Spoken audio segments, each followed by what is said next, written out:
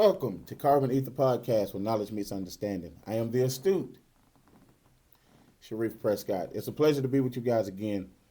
Today we're going to be talking about, or I'm going to be talking about, the Naturalization Act. I know there's a lot of talk in the media lately concerning immigrants and immigrants who made their way over here, whether legally or illegally, and became naturalized citizens. And the guy that's holding the seat is like, no, that's not true. Either way, he's just disrupting everything. But what better way to understand um, being a naturalized citizen? What better way to understand it than to go back to its inception? These things are most important. If we go and revisit the past, then we get a better and broader understanding of what current politicians are talking about when it comes to such things as the Naturalization Act. Um, we haven't had these kind of issues with people coming into the country illegally. Of course, there's always been issues, but not to the degree and magnitude upon which we have now. But if you understand the Naturalization Act, in its inception, although things changed over time, you won't really understand what's happening now in a whole. And it's fair to say that it's awful, it's pathetic, and I think it's been done by weak people. Um, and it's sad as hell. Excuse me. But this is where we are, and this is what we're stuck with, and this is what we have to deal with until something happens. Hopefully, Congress will get off its backside, stand up, and do what it's supposed to do. Do what its job entails. Because we, the people, can also stand up and do something, but we have to unite. Um, and we know it won't be easy. It won't be a walk in the park, but it's something that has to happen. Um, this country is falling apart, and it's this current administration along with Project 2025. And Project 2025 isn't anything new. It's old, almost as old as I am. I'll be 51 this year, so first time in my research when I came across Project 2025 when I first heard of it, it goes back to the Ronald Reagan era, and I think it goes back a little bit further than that. I'm not certain as far as how far back it goes to that extent, but I thought for myself, going back to the Reagan era, Reaganism was far back enough for me because I grew up in the 80s, facing racism, being chased by white young adults and young white kids my age with the Klan hoodie on, running me through the woods, shooting. So I've had my fair share of seeing my first Klan rally when my mother was taking myself and my siblings to our aunt and uncles to spend the weekend with our cousins, forcing us to get down in the back floorboard of the big green Cadillac. I've seen those things. Racial fights almost every week in school, um, interracial dating, certain things, certain loved ones. I know I have a loved one that was shot um, jumping out of a window. He probably shouldn't have been in the house, but that's neither here nor there. I don't think it deserves shooting when you're invited in. And speaking about being invited in, I went and saw Sinners yesterday. Myself and a great friend of mine, Case, we had a great time. Um, she had a lot of questions about the film today. We talked about it for over an hour. And I was giving her a breakdown of how basically the vampires, from what I'm understanding, from my perspective and my understanding, not my opinion, because opinions don't matter. Understanding matters. This ain't throwing shots at anybody. I'm just saying from my perspective, I don't dabble a lot in opinion. I try to go with more understanding because I look into information rather than going based on emotions, sharing my responding to information or sharing information based on emotions. Um, the one thing that I would like to say about the film is I absolutely loved it. Michael B. Jordan did his thing. Um, Delroy Lindo. whole drunk in the movie. Him and the Moonshine did their thing. I think the entire cast did their thing. But what struck me the most, what stood out to me the most was, once they bite you on your neck or whatever, they wanted everything you had. So symbolically, and symbols are images used to express hidden meanings. For those who may not understand the purpose of symbolism, um, it talked about. It was basically saying the vampire was saying it wanted everything that it had. So if when it would suckle your blood, it got everything from here, your entire life story. But most importantly, it wanted the music. It was just another way of taking and misappropriating culture. So when you look at the film, you'll see where they're in the juke joint that Smoke and Stax created. Uh, it was in the juke joint when it would go from that in real time moment, and it would work its way on up through the different genres of music. And for me, what I understood from it is that it was basically saying that we started here in the sharecropping era, Jim Crow, and even up to modern times, the vampire is still suckling from us and misappropriating the culture. Of course, it goes a hell of a lot deeper than that. But I'm just giving you a basic observation from my standpoint, my understanding after watching the film. So for me, it gets 5 stars. I love the movie. I thought it was phenomenal. My friend who went to the movie, shared the movie with myself, loved the movie as well. So, and like again, we talked about it for like an hour today on my way to the studio. But on to the subject at hand. Sorry for the rant, but you know how I do. The Naturalization Act. First and foremost, I want to give you the definition.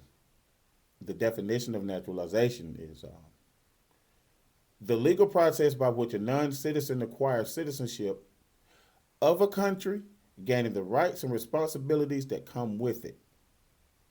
So, let me go over here. The law itself, the law restricted naturalization, the process of ever becoming a U.S. citizen for free white persons who had lived in the United States for at least 2 years. So, in other words, if we go back over here to the definition, the Naturalization Act is the legal process by which a non citizen acquires citizenship of a country, gaining the rights and responsibilities that come with it. And then when you go over here, the law itself, the act restricted naturalization, the process of ever becoming a U.S. citizens, only to free white persons who had lived in the U.S. for at least 2 years or more. Okay, so again, with this current administration, being a born naturalized citizen doesn't matter. Because if you go back to the 1790s Act, it says that the act restricted naturalization, the process of ever becoming a U.S. citizen, to free white persons who had lived in the U.S. for at least 2 years. So if you was white and you lived here for 2 years, it's the only way you can become a naturalized citizen in the United States of America. That was in. Of course, things have changed, and we'll go through a little list of things here shortly. Um, it was only after meeting those requirements could someone apply for citizenship. It was only after meeting those requirements could someone apply for citizenship. What's the worst parts and their impact of becoming a naturalized citizen in the U.S. at the time? Free white persons clause. Who it excluded? Indigenous Native Americans, melanated people enslaved or free, and Asians. If you go back and you watch Sinners, who were the people that was kind of like the film was surrounded around? Irish, Asians, and the melanated, who are the indigenous people. That's a totally different show. I know I say that all the time. That's hard information to get together, but I will get that information for you, and that's some information I will really go in depth on. But I am doing the research upon that. Um, Also, who else couldn't become a naturalized citizen? People of Latin American descent who were also not considered white could not become a naturalized citizen. What was the impact? Entire populations were automatically barred from ever being seen as fully American, legally, socially, and politically. What was the impact of people who weren't white when it came to naturalization? Entire populations were automatically barred from ever being seen as fully American, legally, socially, and politically. I'm going to keep it moving. I'm going to try to get through this pretty quickly. It's pretty long. Um, Moving forward, it locked non white groups into permanent second class status, even if they lived, worked, and contributed to the American society. Imagine that. No matter what you do, you're not white, so you've already lost. This is where we are in this current administration. Mom, I hope you're listening because this is something I think people of your generation, Aunt Val, Aunt Frances, Aunt Peg, um, this is information people of your generation dealt with a little bit more um, up close and personal than we have up until this point. This is something that you guys should really pay attention to because this right here will resonate with you guys well because you guys being the generation before us, this is going to make a hell of a lot more sense to you as we continue to move forward. It racialized citizenship. The Naturalization Act racialized citizenship itself. Being white wasn't just a social status, it was a legal prerequisite to belonging to the nation. Y'all hear it? It racialized citizenship. And I'm going to read these things kind of slowly so I make certain you guys get every single word that I'm reading. It's important that you get every single word. It racialized citizenship itself. Being white wasn't just a social status, it was a legal prerequisite to belonging to the nation. Means you already made it if you're white. If you're white, you come in, you've been here for 2 years, and you've been an upstanding, upright citizen, and you're white. Hey, welcome to America. Here's your naturalization card, almost like your driver's license. But who knows? The erasure of indigenous sovereignty. So if you was already here on Turtle Island when they got here, or whatever else you want to call it, Tartaria, whatever you want to call it, Asia, whatever. Over with. You don't even count anymore. It's a wrap.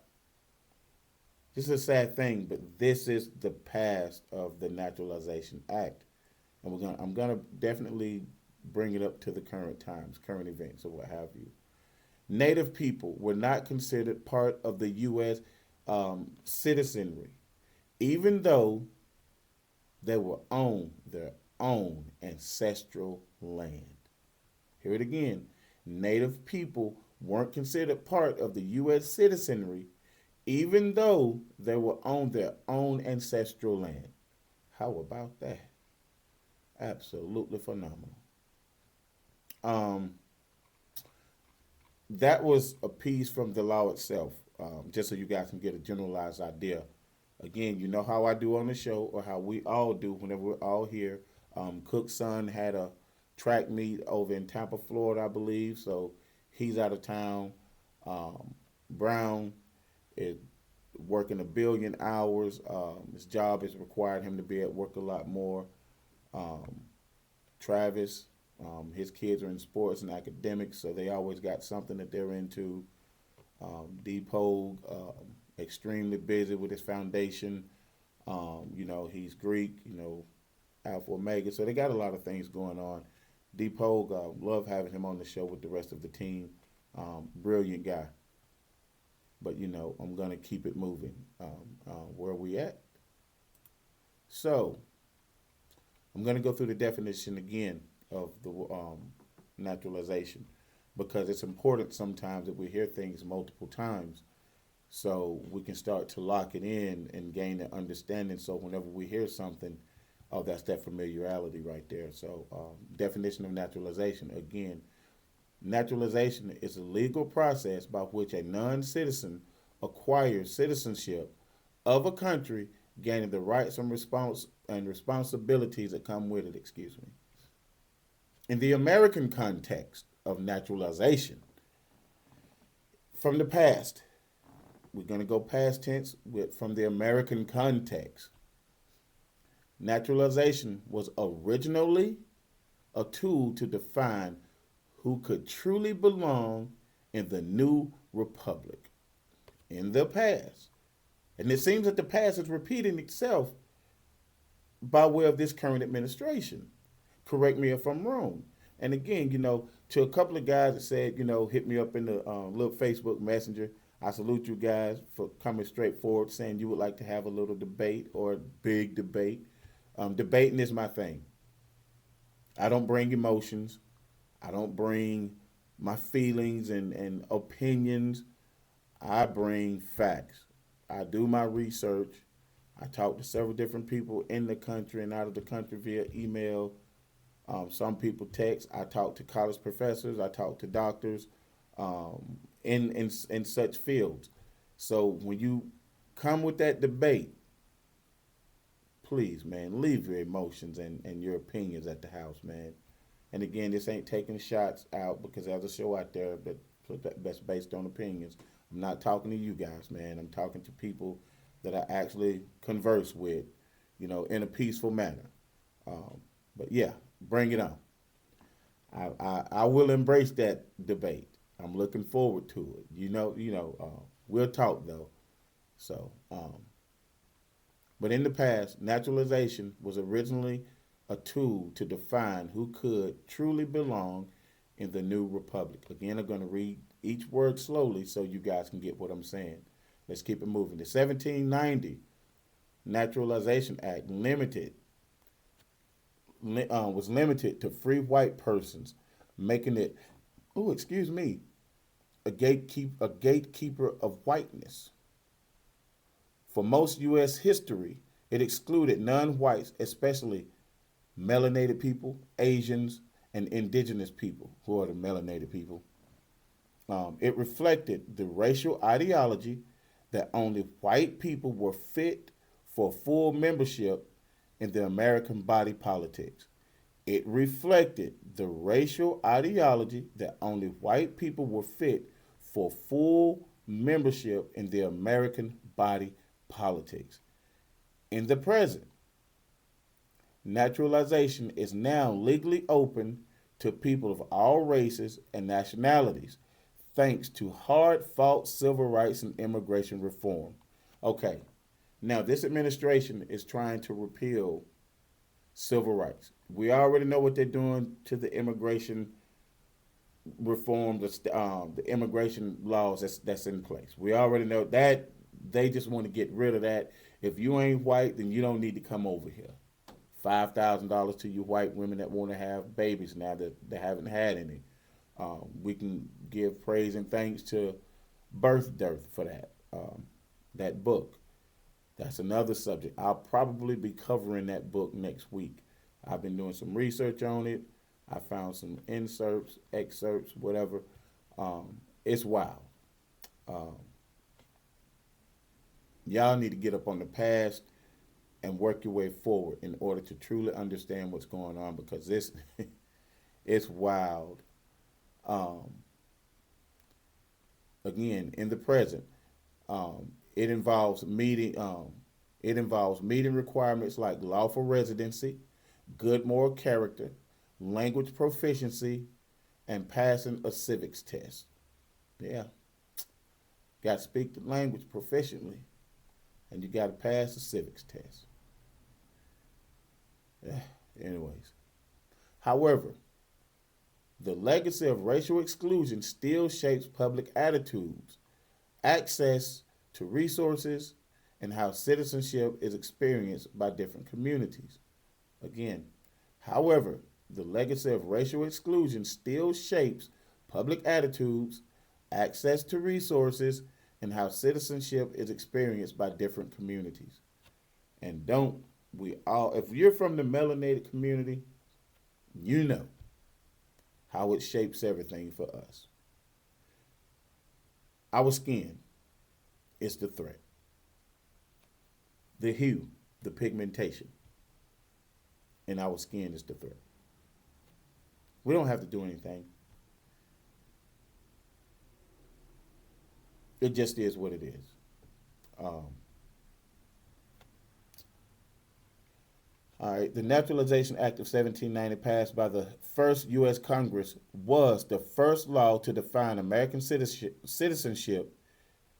It declared citizenship, and it declared that any free white person of good character who has been living in the United States for 2 years may apply for citizenship. I'm just giving a little bit of a recap. Again, the Naturalization Act of 1790, passed by the first U.S. Congress, was the first law to define American citizenship, and it declared that any free white person of good character who has been living in the United States for 2 years may apply for citizenship. If you are brown, remember I done a show, if you haven't seen it, how human beings became crayons. So this is relevant right now during this show. If you're brown, black, red, or yellow, the Naturalization Act of 1790 does not apply to you. I don't give a damn how great you are, how much money you have, or what contributions you made to the U.S. society at the time. Didn't matter. Okay, the true purpose of the Naturalization Act. I'll be stumbling over these words for whatever reason, but I'm telling you. The core purpose was to legally define who could become a citizen of the United States. But beneath that legal function, the act was deeply rooted in establishing a racial hierarchy and codifying whiteness as a prerequisite for full inclusion in the American project. It was about constructing a national identity, one in which citizenship and by extension, rights, property, and power were racially exclusive. I'm going to read that again. The true purpose of the Naturalization Act. The core purpose was to legally define who could become a citizen of the United States, but beneath that legal function, the act was deeply rooted in establishing a racial hierarchy and codifying whiteness as a prerequisite for full inclusion in the American project. It was about constructing a national identity, one in which citizenship and by extension rights, property and power were racially exclusive.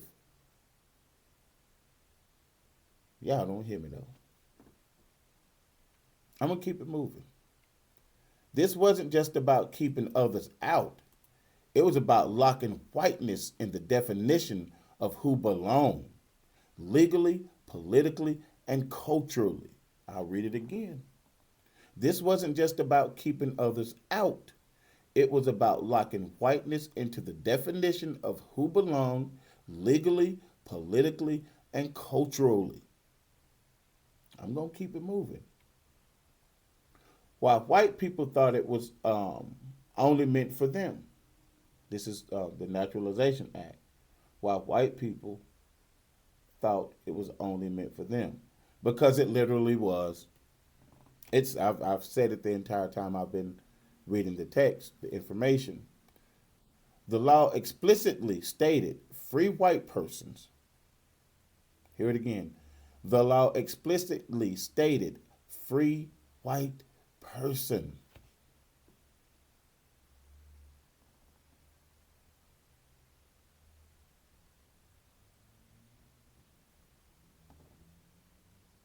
This wasn't an accident or oversight. It reflected the dominant ideology of the founders steeped in European Enlightenment thought, colonialism, and white supremacy.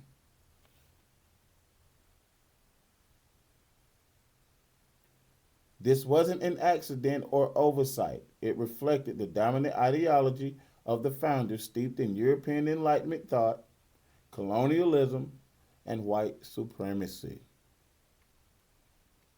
Oh, my. Here are some key reasons why. White unity through law. Many white Europeans in America, English, Irish, German, etc., etc., might have seen each other as different back home. But in America, the law unified them under the shared statutes of white, giving them privileges over non-whites. See, back home, they was warring with each other all the time, if you understand European history. They always at war. They always going somewhere, destroying something, colonialism, imperialism. Right now, Burkina Faso, you got this black dude, he ain't melanated. This black general talking about they got to go over and do whatever to Ibrahim Traore. What the hell does a continent have to do with you guys? With our country? Nothing. We need to fix home. Quit worrying about everywhere else. They're doing fine over there. They're getting free college and all kinds of stuff. New roads built because colonialism has restricted them from elevating themselves. It is we're restricted here in America. We melanated people. We're restricted here. So we've got to start doing better. We got to worry about home first. Ain't that what that dude said that's holding the seat?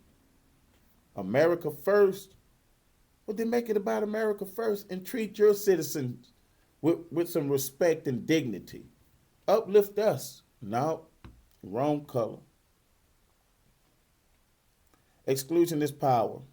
By defining citizenship as something only they could attain, they meaning white, whites built a legal wall around opportunity.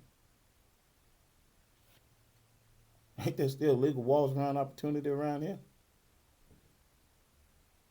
Also, while there was building legal walls around opportunities, land ownership had walls built around it, political participation had walls built around it, and societal respect had walls built around it. Fear of others. This is what I'm reading to you now. Here are some key reasons why whiteness stood the test of time over everything else, whatever. Fear of the other. The founding generation feared enslaved melanated people, indigenous people, which are melanated people, and non-Europeans disrupting their social order. If we give them all the same rights and opportunities and political respect and citizenry, then we're going to lose our position. God damn, don't nobody want y'all position, man. People just want their fair share. Boy, y'all. Good God, boy. If you didn't have the military, you wouldn't have the control over everybody like you have. It's the military, it's the polices. Don't nobody want what you have, brother. Everybody want the opportunity to work for their own. But this is back then, 1790. This is right now in real time. Same damn thing. You got white folks say that they feel discriminated against. They feel like they need some civil rights because they haven't got any civil rights. What the hell does that even mean? Make it make mother scratching sense. But anyways, I'm going to read that again. Fear of others. The founding generation feared enslaved Africans, indigenous people, and non-Europeans disrupting their social order. Putting limits on citizenship was a way to safeguard the fortress of white dominance. I ain't making this stuff up. This is history. And no, Aqua, I'm not apologizing in that essence. So please, don't be calling me talking about some what you apologizing for, Reefy. Nah, my friend, it's not like that. But y'all heard that. Um, Fear of others, the founding generation feared enslaved, melanated people, indigenous people, which are melanated people, and non Europeans disrupting their social order, limiting citizenship was a way to safeguard the fortress of white dominance. As Dr. Rashad Richard would say, it should be a damn shame. Nation building with racial logic. The young American Republic was trying to define what it was, not just politically, but demographically. Whiteness became a stand in for American. So, in order for you to say that you are an American, a true American, you had to be white in a nutshell, bottom line, period. No ifs, ands, buts, nor ors about it. And citizenship was the official stamp of that identity. Told you, it ain't me, it's history. Here's a timeline tracing how U.S. citizenship laws evolved, beginning with the 1790 Naturalization Act. This act showed how the legal nation of citizen, did I read that right? This act shows how the legal notion of citizen was shaped by race and how that evolved often through struggle. So, the timeline, the racial project of American citizenship, 1790 Naturalization Act.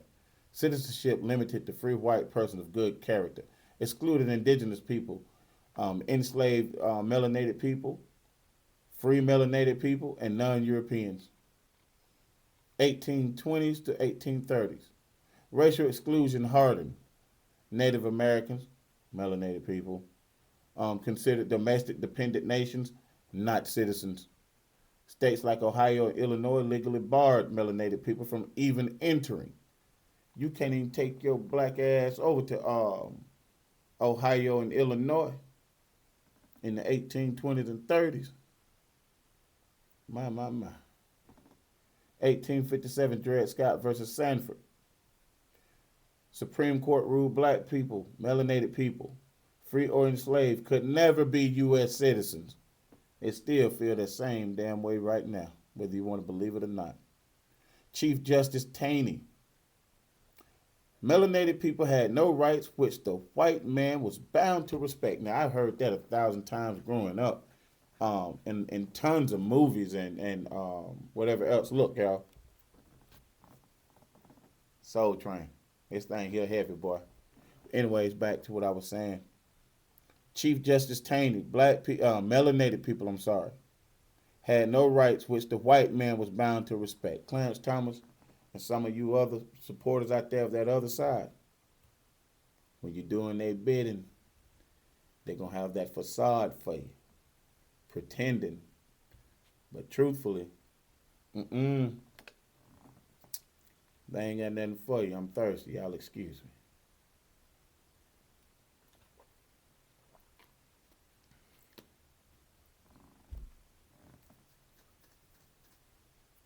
(1868) 14th Amendment. Passed after Civil Rights War.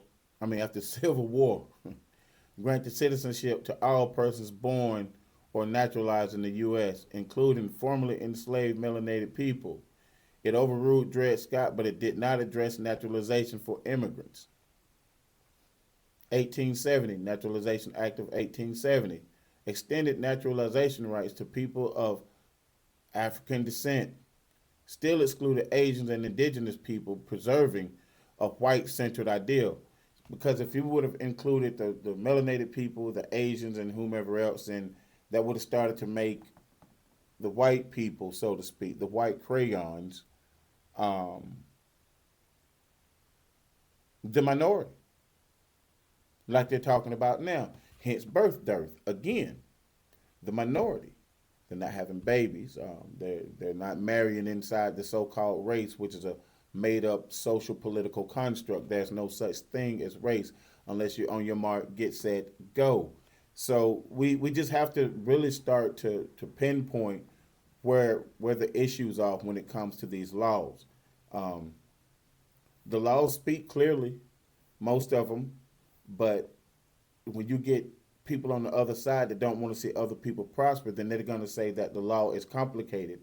When naturally, I'm not a lawyer, or no, or nothing like that right there, but I do understand from listening to lawyers and what have you, like the Defiant Lawyers, brilliant podcast. You guys should watch it. And what's my man name? Kushner, um, brilliant lawyer. The latest from I've Had It podcast, brilliant lawyers. I follow these people. I listen to what they say, then I go do the research myself. This is how I come up with this information. I'm not just going out and just getting information and think I know what it means. I listen to these people all the time. The Young Turks, Dr. Richard Ritchie, he's brilliant. Roland Martin, who's brilliant. There's so many more. What's my girl name? I love a lot too. I love watching her show. Um, Dang, what's her name? Karen Hunter show. Even though she's a journalist and not an attorney, such as Roland Martin, um, these are still brilliant people. This is where I get my information. Michael, Brian Tyler Cohen. Um, these are brilliant people. These people smart as hell. So I'm just not out here rambling, getting information and bringing it to you guys um, without some legitimacy. I'm on my A game. I'm doing me. Believe it or not, I'm on my A game. But anyways, I'll keep it moving. Um, 1870 Naturalization Act of 1870 extended naturalization rights to people of so-called African descent. Still excluded Asian and indigenous people, preserving, excuse me, a white-centered ideal. Just to recap, go back over it again. 1882 Chinese Exclusion Act. First law to ban immigration based on race or nationality. Chinese immigrants couldn't become citizens, and immigration was severely restricted. And we know why. 1924 Indian Citizenship Act, melanated people, granted citizenship to all Native Americans born in the U.S., but many states continued to deny them voting rights. This so-called Indian, the one we see on TV and whatever, the one John Wayne used to love to slaughter in the movies. Pretend cowboy became like the big superstar. Like, yeah, okay. Anyways, 1940s to 1950, war and civil rights pressure. 1943, Chinese Exclusion Act repealed partly due to World War II alliances. 1952, Immigration and Nationality Act finally allowed all races to naturalize, but quotas still favor Europeans. You don't have quotas on who can become a damn citizen. You come over here, you do what you're supposed to do. For 2 years, you stand up right, you do the right thing, you contribute to society, you do all the right things, whatever.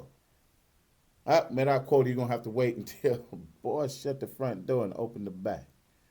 Anyways, 1965 Immigration and Nationality Act, Hart-Celler Act, the Hart-Celler Act, abolished racial and national quotas. Thank goodness for that. Open citizenship and immigration to the global south, as meaning the great continent of Alkebulan, you guys know of as Africa, Asia, the Caribbeans, and Latin America, Central and South. Um, and in closing, key insight. For nearly 2 centuries, U.S. citizenship was a legal weapon used to protect whiteness and deny others humanity, land, and power. The fight to broaden citizenship was a revolutionary, often bloody, counter struggle led by the excluded. In closing, key insight. Repeat. For nearly 2 centuries, U.S. citizenship was a legal weapon used to protect whiteness and deny others humanity, land, and power. The fight to broaden citizenship was a revolutionary, often bloody, counter struggle led by the excluded. Tell me we ain't here today. Prove it that we ain't right back there today. Real time, 2025, right now. This administration, the entire cabinet, billionaire oligarchs, bigots, xenophobic, homophobic, prejudice, awful people. I don't care how you look at it, and I don't care what you say. I know a lot of you may say I seem to be prejudiced, or you would say racist because you don't know the true definition of racism. Um, Prejudice. Yes, I'm prejudiced against those who are prejudiced against humanity. Absolutely. If you have a problem with humanity, then I'm prejudiced towards you. If you have a problem with somebody and their sexual preference, then I just preference not to speak with you or be around you, share space with you. If you have a problem with someone concerning their identity, then I don't want to be around you either. If you have an issue with someone who wants to date someone with the opposite skin tone, then I don't want to be around you. If you have a problem with someone who decides, as an adult, not a child, but as a full fledged adult, that they would like to go through and go through a body change if they used to be a male and they want to become a female. If you have a problem with that person or those people, then I don't want to be around you and share space with you because that ain't none of your damn business what a grown ass man or woman decide to do with their body. If you have a problem with a person who decides that they don't want a baby and decide that they want to have an abortion and you have an issue with it and you got to run your big ass mouth, then I have a problem with you. I don't want to be around you. If you have a problem with someone who decides that Christianity ain't for them, they'd rather choose any other faith-based belief system. And like I said, I don't deal with belief, but and you have a problem with that, then I don't want to be around you because that ain't none of your damn business. We have to learn to stay in our lane. If I do something to my neighbor to harm my neighbor, then yeah, you as a neighbor seeing me doing something ugly to my neighbor, then that's your business as an American citizen to make a citizen arrest and damn sure call the police. And we hope the police don't show up and shoot your ass because that's the way it happens in this country. We got to band together as one nation, one people. We're supposed to be a beautiful melting pot. We ain't nothing but a pot of boiling gas waiting for somebody to strike that match to blow us all off the damn planet at the rate we going. But anyways, I thank you for your time, your frequency, your vibration. Sharif is saying, take care, y'all.